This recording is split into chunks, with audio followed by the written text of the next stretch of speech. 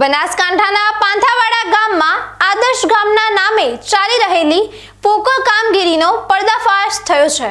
પૂર્વ સાંસદ પરબતભાઈ પટેલ દ્વારા દત્તક લેવાયેલા આદર્શ ગામમાં જન સુખાકારી માટે કરોડોના ખર્ચે નલ સે જલ યોજના તો અમલમાં મુકાઈ, પણ આજે વાસ્તવિકતા એ છે કે ગામના 12,000 થી વધુ લોકો દૂષિત પાણી પીવા મજબૂર બન્યા છે। ભ્રષ્ટાચાર અને તંત્રની બેદરકારીને કારણે આ આદર્શ ગામ હવે રોગચાળાના ભયાનક ઉંબરે આવીને ઊભું છે।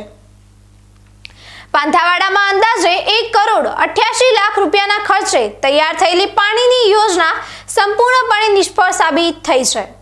ગામના મુખ્ય સંપમાંથી પાણી ઓવરફ્લો થઈને બાજુમાં આવેલા ગંદા ખાડામાં જાય છે અને એ જ ગંદકી ફરીથી શુદ્ધ પાણીના સંપમાં ભળે છે। આ દૂષિત પાણી વાલ્વ સ્ટેન્ડ દ્વારા લોકોના ઘરો સુધી પહોંચાડવામાં આવે છે। સ્થાનિકોનો આક્ષેપ છે કે અનેક રજૂઆતો છતાં ગ્રામ પંચાયત અને જવાબદાર અધિકારીઓ મૌન સેવી રહ્યા છે।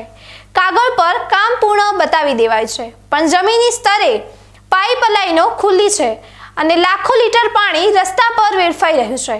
જો સમય રહેતા આ ગંભીર બેદરકારી પર ધ્યાન નહીં અપાય તો ગાંધીનગર જેવી દુર્ઘટના સર્જાય તેવી ભીતિ સેવાઈ રહી છે। સાંસદ આદર્શ ગ્રામ યોજના હેઠળ પસંદ થયેલા પાંથાવાડાની હાલત અત્યંત દયનીય છે। કરોડોના આદર છતાં મહિલાઓ અને બાળકોએ આજે પણ પીવાના પાણી માટે વળખા મારવા પડે છે અથવા તો જીવના જોખમે દૂષિત પાણી પીવું પડે છે। હવે ગ્રામજનો આ સમગ્ર યોજનાની ઉચ્ચ સ્તરીય તપાસની માંગ કરી રહ્યા છે। શું આદર્શ ગામના નામે ચાલતો આ ભ્રષ્ટાચાર અટકશે ખરો? એ તો આવનારો સમય જ કહેશે।